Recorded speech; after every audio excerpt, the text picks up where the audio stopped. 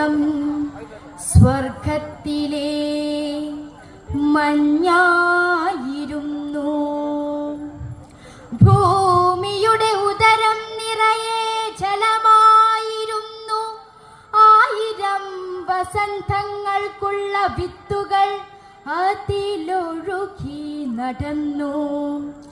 വേരുകൾ നീരിനെ കിക്കിളികൂട്ടി അതിനെ കണിക്കൊന്നയും ഓണപ്പൂക്കളവും ആതിര നിലാവുമാക്കി ഞങ്ങളുടെ കവികളെ ലഹരി പിടിപ്പിച്ചു.